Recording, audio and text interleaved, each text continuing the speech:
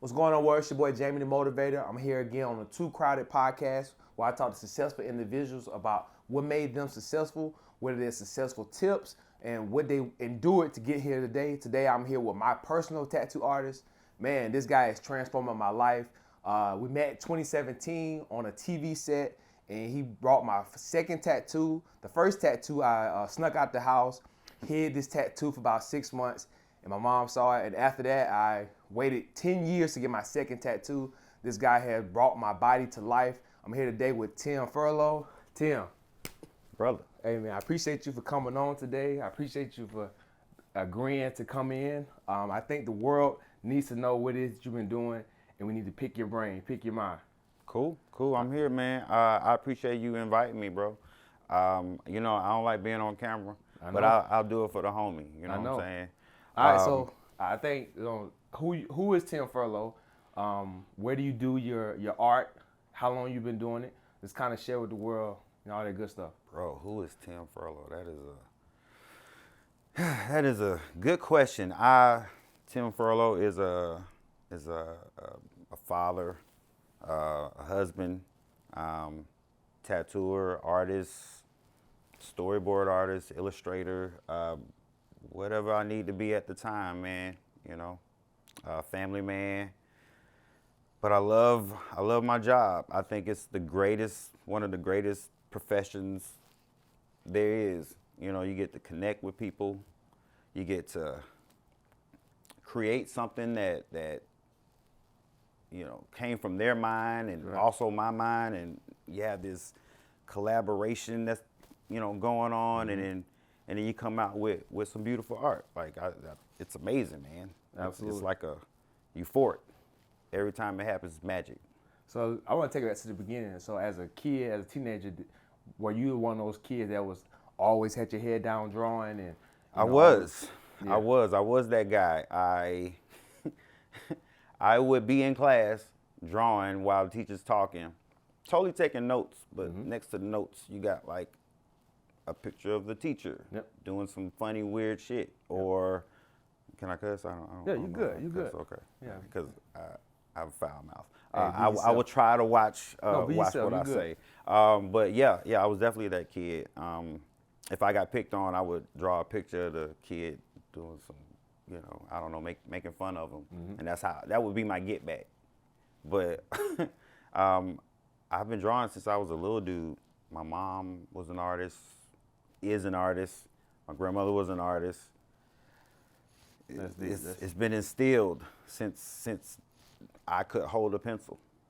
So what was that first tattoo? What did that feel like? I'm sure you were the first canvas on yourself. Nah, bro. One of my older brothers let me fuck him up. Yeah. Yeah, because that's what I did. I didn't know what the hell I was doing at all. It's a funny story. He came home with a really, really, really bad tattoo. This is how I got started in tattooing. He came home with a real bad tattoo. It wasn't like the tattoo was applied bad. It was the fact that the design wasn't done well. Okay. So I looked at it and I was like, damn, man, I could have did that shit. And he was like, well, why don't you? And that little bit of, well, why don't you, sent me into research mode. Okay, what do you use? How do you use it? I went on YouTube. I ordered a little tattoo kit. The tattoo kit came. I opened it up and put everything together like I learned on YouTube, and started fucking my brother up.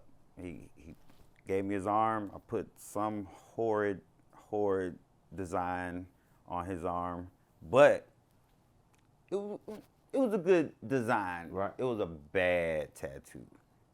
Really I can imagine. Bad. Yeah. I can imagine. Yeah, but from that point on, man, I had the itch. I just wanted to learn more. Yep.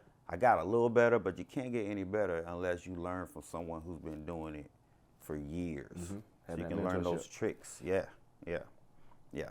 So fast forward from that first tattoo to me meeting you on TV to FX, what did that process look like? Because you don't go from doing bad tattoos to being on TV. And I want to say you won that season. I did. I did. I don't know if it's imposter syndrome, but I didn't even feel like I should have even made it that far until I did. You know, when I was looking at your tattoo when I was done, I was just like, man, that's a really good tattoo.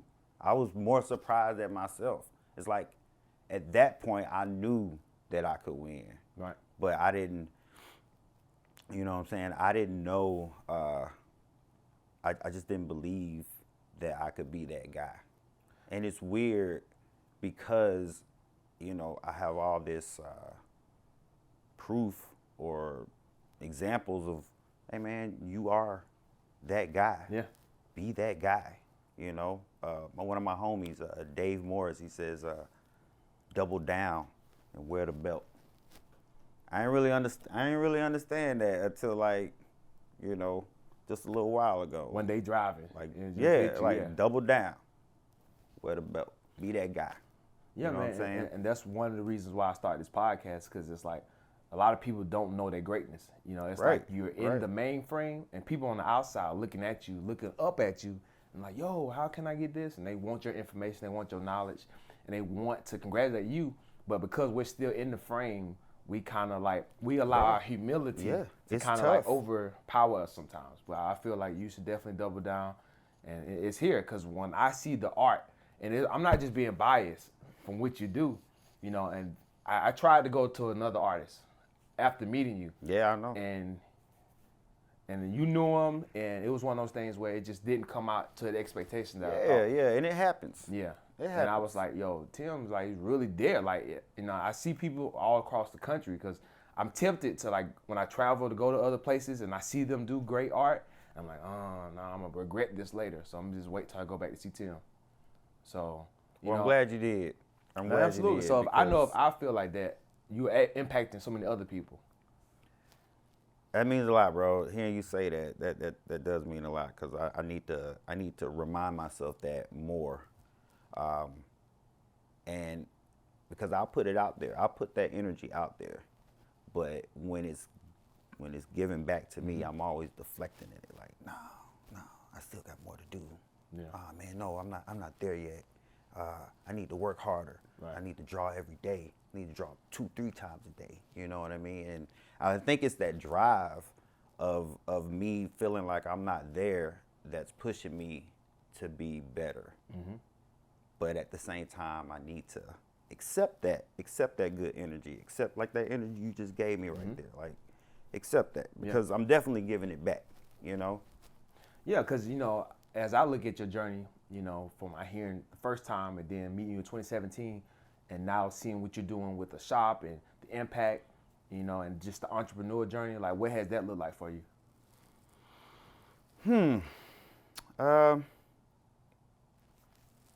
It's steady growing. I have dreams outside of the shop and outside of just being a tattooer.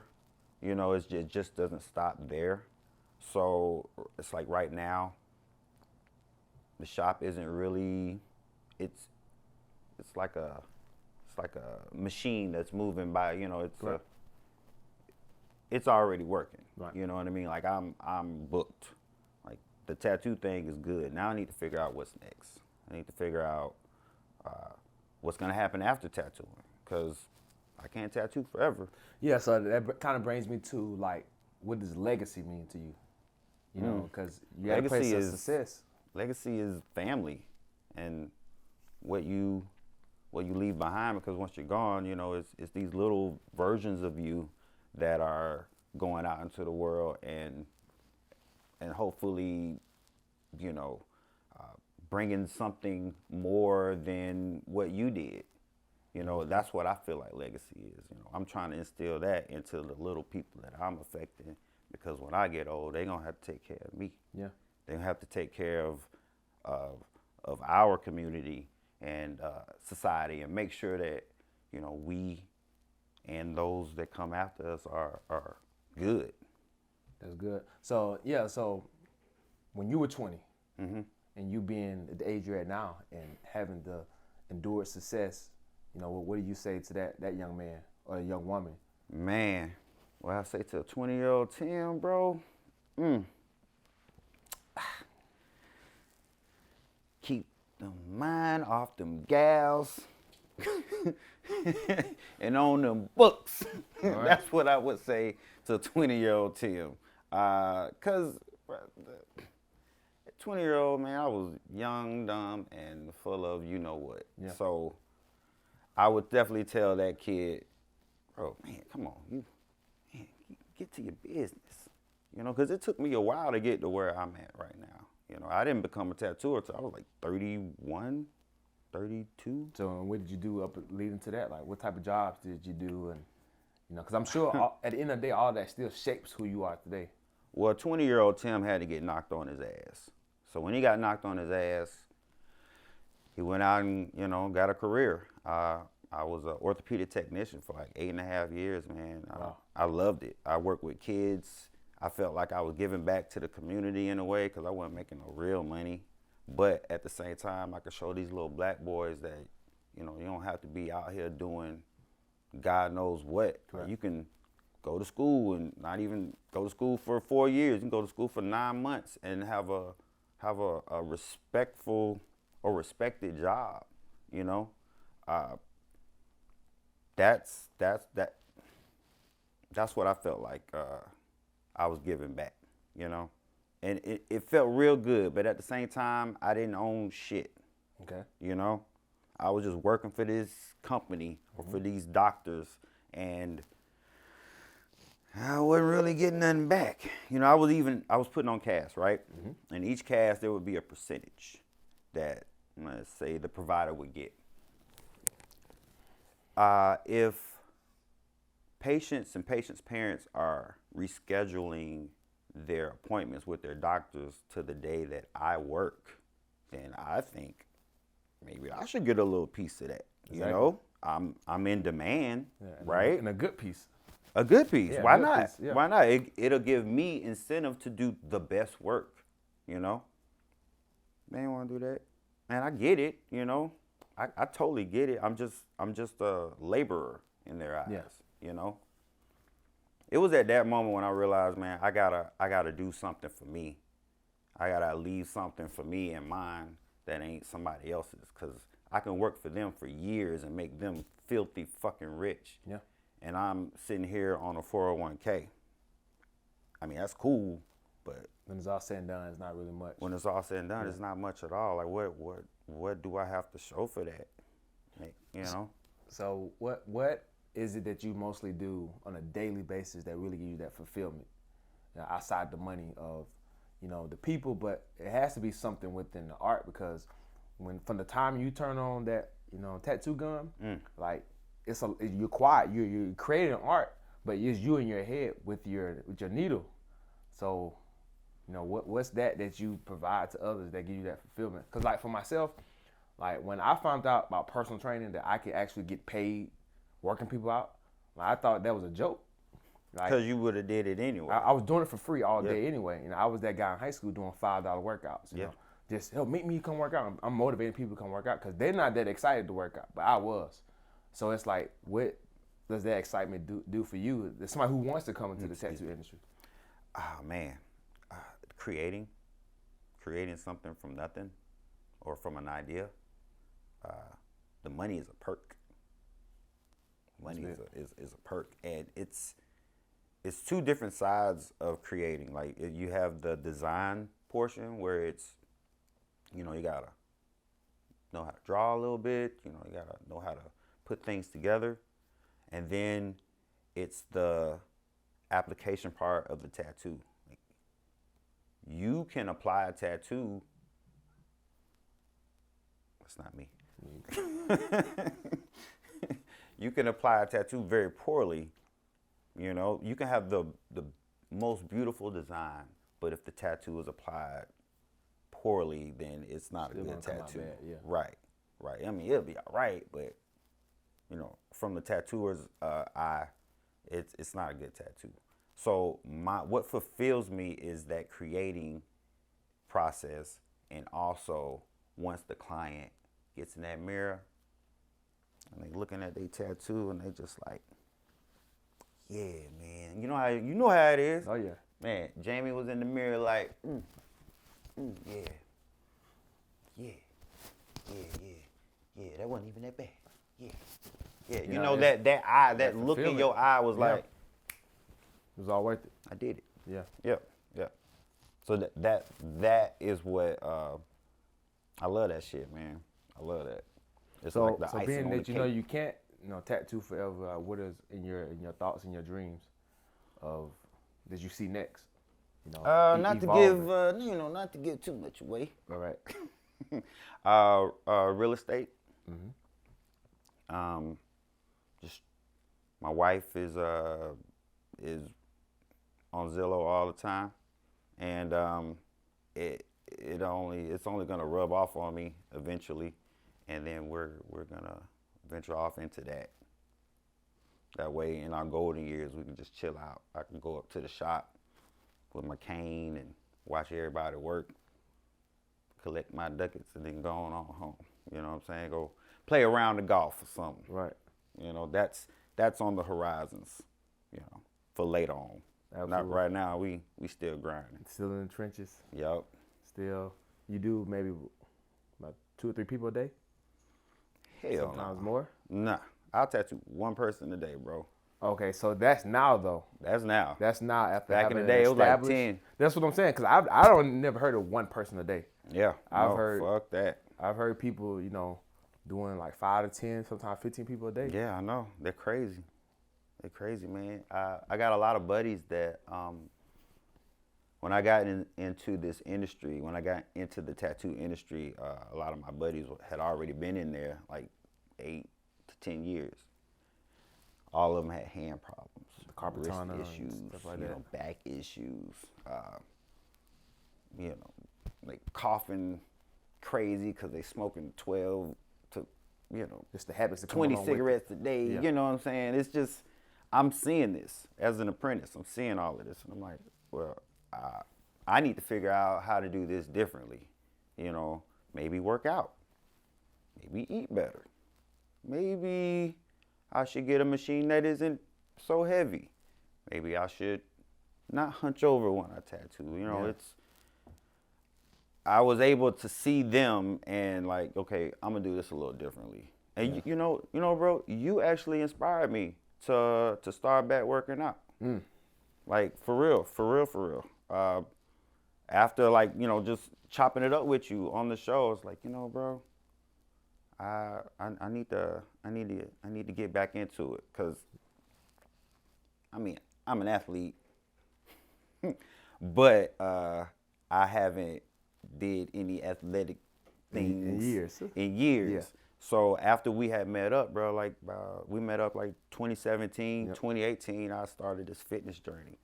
And then I came in one day, I seen your shoulders looking like this, like you were doing pull-ups all day. I mean, And then I was like, okay, I see the difference. hey, bro, inspiring each other. I love that. You know what I mean? That's good stuff. So as always, when I bring successful people on, I know I live by affirmation and mantras. One that I have is, if you can see the ending from the beginning, then you will understand how important the middle part is. And for me, that just always brings me to my favorite quote is trust the process. So while I'm in the process, it's like, we understand it's peaks and valleys with those processes. So for me, I have to constantly remind myself every day, like, trust the process. First thing in the morning, so when I leave the door, I'm already geared there. What's your mantra? What does it mean to you? How do you remind yourself on a daily? Well, I have a procrastination problem. So my mantra, I had to get it tattooed on me. And it's focus. Focus, Tim. Focus. Calm down. I got that tattooed on me too. Calm down. Focus. It's cool. Calm down. That's what I have to do, because I get in my head, and then things get to, like a million things get to going. It's just down spiral. Yeah. Yeah. So it's like, and then I start looking down, and then there it is, focus. Focus. So I've been trying to meditate. every morning, like I'll get up, like I'll try to get up before my wife gets up. And then I know it's a weird place to meditate, but I'll meditate on the toilet, you know? Just sit there, close my eyes, and think about what's going on in the day and what I need to get done, things I need to accomplish, like later on goals, like it's just whatever, you know, I let my mind go free. And from the smallest to the biggest. Yeah. It could just be about, I really need to clip my toenails. You know what I mean? It could be anything. Yeah. But that's what I do to try to help me get prepared. And it's actually been helping, man. It's been helping me focus on what the task at hand. And I think in the long run, it'll, you know, help me be more successful in the things that I want to accomplish. Yeah, that matter to you. Yep. So you kind of went into it with the meditation. What do you do as far as like the wellness side of who you are? You know, like the mental wellness. For me, just listen to jazz music while driving. You know, every single time I listen to jazz music, it makes me think about driving in a McLaren. You know, really? A $300,000, $500,000 car through LA, through the hills. You know, it's something a little small with jazz, but whatever that does, it's like a top down, you know, Rolls Royce to another place. And I'm just literally driving. I'm no longer in Tucker. I'm no longer in Decatur. And I'm just driving, and it's just bringing this nostalgic feeling. And I tell people, like, that's my therapy. You know, so like that's my mental wellness. What's yours? Man, cleaning. Yeah, bro. I'll tell Google, so we got the little Google Assistant thing. I'm like, hey, Google, play some music, and then Google play some, you know, I don't know, whatever's on my playlist or whatever, and just play some, and I get to cleaning. I could just get away, you know. And then at the end, you sit back and look at what you did. It's like, oh yeah, I cleaned the fuck out of that kitchen. You know what I mean? Definitely feel better. Yeah. Get them same endorphins. Yeah. So I mean, I know it's not as exciting as like riding in my Jeep with the top down, blasting Outkast, you know. I could do that too. Yeah, I'm with you. Yeah, like I'll do that anywhere, and that'll make me feel like I'm at home. But you know, cleaning gives me that. Yeah, and that's big because, you know, when you think about that, you only think about like growing up as a kid. You saw your mom clean up on a Saturday, blasting the blues and stuff. But you know, men do it too, and it's one of those things where it's therapeutic. You know, because it is. People would expect you to say something like, you know, going out, and you know, but it'd be the little smallest things. You know, 20-year-old Tim was that dude at the World Bar. You know, throwing back shots, coming in at 7 a.m. but then having to go to work at like 9. And then unproductive all day. Nah, well, that ain't me. That ain't me. It might kick my ass, but I'm gonna do my fucking job. I'm gonna do it and then just pay for it later. Yeah. I just crash when I get to the house. Yeah. But that's never been my MO. And I've seen my mom work hard, I've seen my dad work hard, so that working hard has been instilled in me, but not working hard for somebody else. Like I had to get out of that.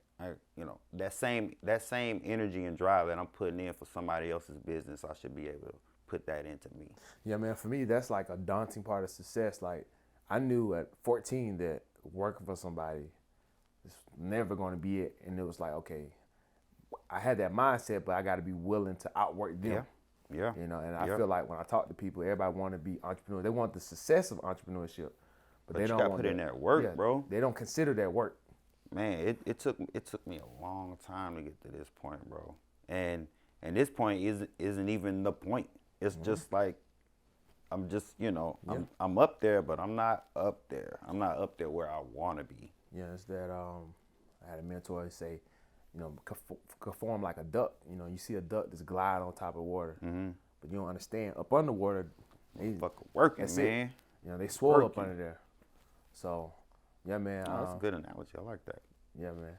So I appreciate you, man, for coming on today. Bro, thank you, man. Thank you. This was awesome. I'm motivated. I hope I don't sound crazy on camera. No. You know what I mean? Like this was really fun. Yeah. It's just like two homies talking until I look over at, oh shit, no. Yeah. It's the camera. And that's how it's supposed to be. People, they feel like there's life and then there's success. No, who you are creates your success. Facts. And what you Facts. see on a daily basis creates it. And, we have to show other images of success. It can't just all be running, jumping, and entertainment. It has to be our talents, our trades. And this idea became your career, and it's just now the vehicle to get you to the next level. Facts. So, as always, you've seen another episode here today with Jamie the Motivator and Tim Furlow. Make sure you follow us on social media.